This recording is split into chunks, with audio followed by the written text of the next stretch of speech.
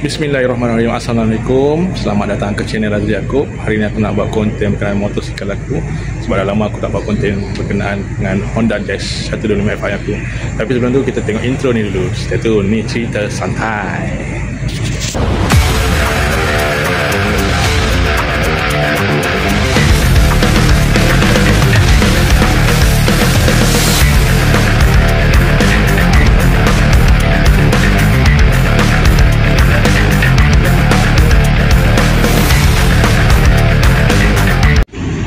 Okay guys, lama aku tak buat konten berkenaan dengan Honda Jazz 125 Fi aku ni.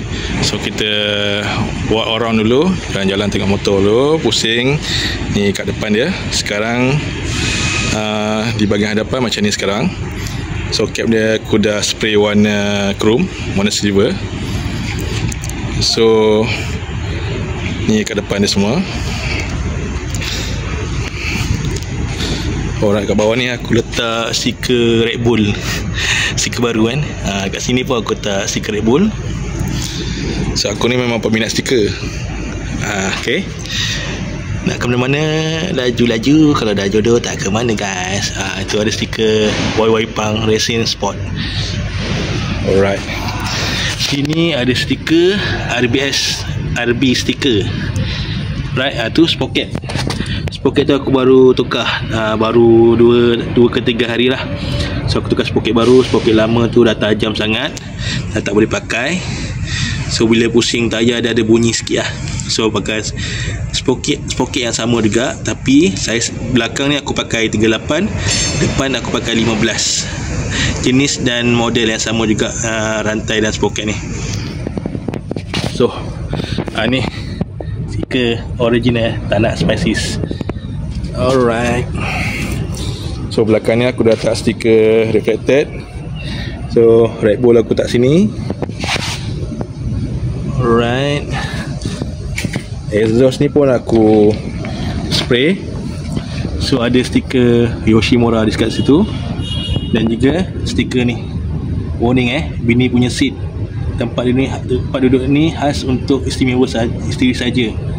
Perempuan lain diharamkan duduk di sini, melainkan ahli keluarga terdekat. Alright, ni sini itu penting, macam pentingnya awak dalam hidup saya, Brazarin. Alright, gitulah. So aku punya seat ni, Kindred ni dah pudar lah. So tak tahu bila aku nak tukar seat, kulit seat, cover seat yang baru. Nantilah. Set mirror kecil pakai, senang nak culuk-culuk tengah waktu jam. So yang ni throttle ni member aku yang bagi, so aku pakai lah. Masih elok lagi kan. Aku punya throttle yang lama tu dah rosak, sebab aku throttle aku pakai yang getah saja. Okay,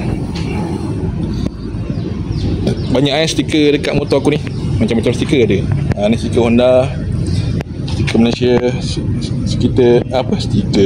stiker Palestin. Alright, okay, siapa-siapa yang belum subscribe channel Razali Yaakob, minta tolong subscribe, like, share and comment.